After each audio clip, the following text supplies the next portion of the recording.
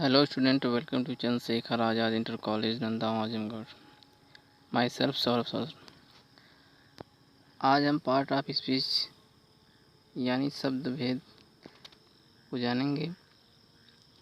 Grammar portion में part of speech का बहुत ही महत्व है और बिना पार्ट ऑफ स्पीच के कोई भी व्यक्ति ग्रामर को प्रॉपरली तरीके से नहीं सीख पाएगा और इसका यूज़ नहीं कर पाएगा। तो पहले इसकी डिफिनेशन हम जान लेंगे। पार्ट्स ऑफ स्पीच की डिफिनेशन क्या है दोनों लैंग्वेज में। पहले जानेंगे इंग्लिश में क्या है। जैसा कि आप यहाँ पे देख पा रहे हैं, ए वर्ड आर स्पोकन और written together in a specific manner to create meaningful sentences. आगे है, the interpretation of the message can be changed in how the words are arranged और यूज्ड।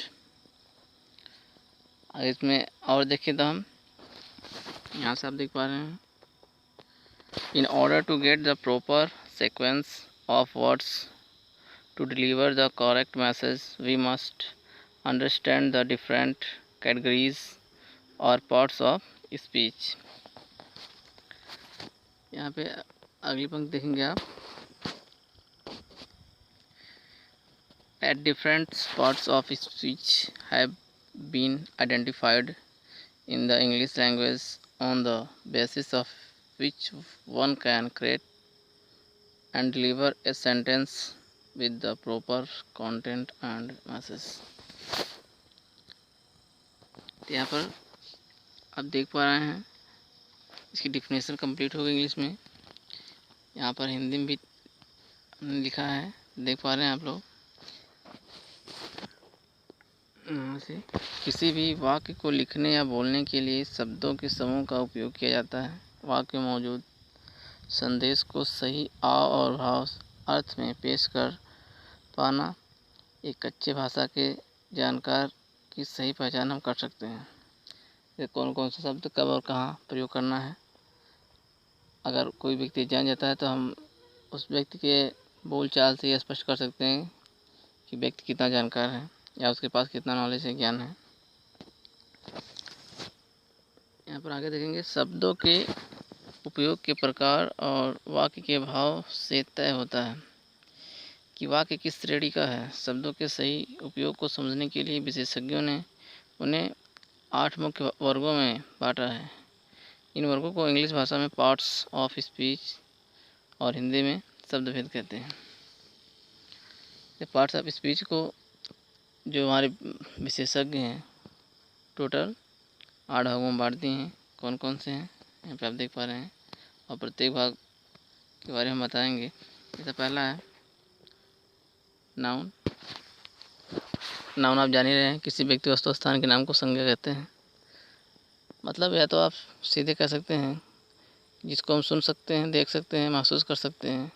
और प्रत्येक वस्तु यदि किसी नामित चिन्हित या विशेष रूप के आकार से जानी जाती है तो वह संज्ञा होता है। जैसे किसी व्यक्ति का नाम हो गया, स्थान हो गया, सब क्या है, संज्ञा है।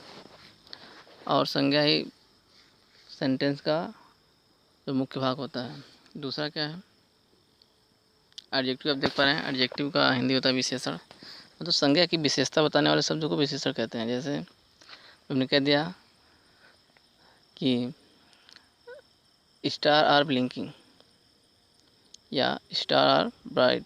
जितने भी ऊपर तारे हैं वो क्या हैं, चमकीले हैं। तो तारों की विशेषता क्या है, उसकी एक ही विशेषता इसके कारण वो प्रसिद्ध है कि वो चमकता है।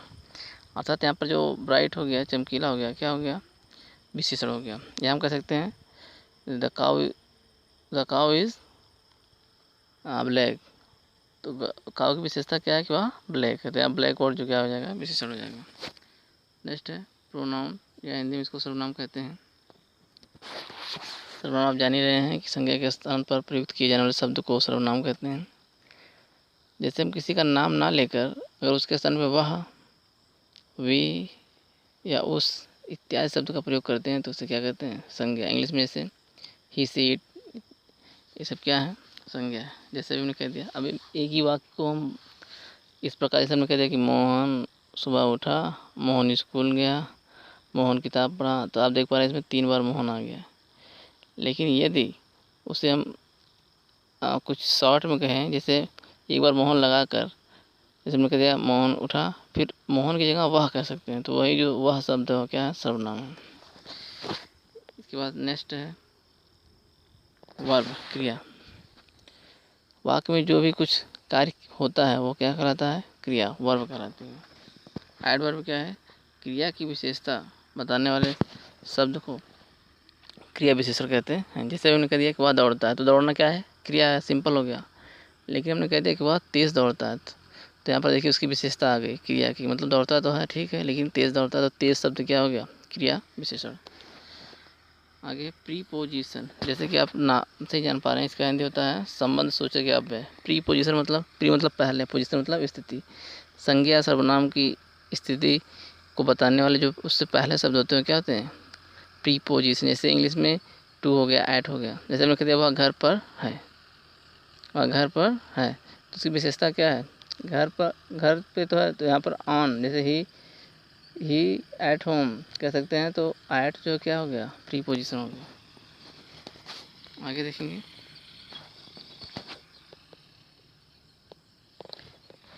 कंजक्शन, जिसे कहते हैं समुच्चय बोधक अवयव। एक समूह, जैसे कि कंजक्शन का मतलब है दो वाक्यों को आपस में जोड़ना, कंजक्शन हो गया समुच्चय बोधक या अव्यय, मतलब जो व्यय ना हो सके। इसके बाद इंटरजेक्शन, लास्ट है 8 वाला इंटरजेक्शन, इसको कहते हैं विस्मयादिबोधक अव्यय। आप विस्मयबोधक के बारे में बढ़िया से परिचित होंगे। यहाँ पर एलास, सारी, ETC आदि वर्ड्स आते हैं, क्या विस्मयादिबोधक होते हैं। तो यहाँ पर आपने सीखा कि पार्ट ऑफ स्पीच के कुछ कितने पार्ट हैं, मुख्य रूप से 8 हैं, और 8 के बारे में हमने एक्सप्लेन किया। तो फ्रेंड्स आज के लिए इतना ही, और आज का लेक्चर आपको कैसा लगा आप कमेंट बॉक्स में ज़रूर लिखेंगे। आज के लिए बस इतना ही, बहुत बहुत धन्यवाद, थैंक यू।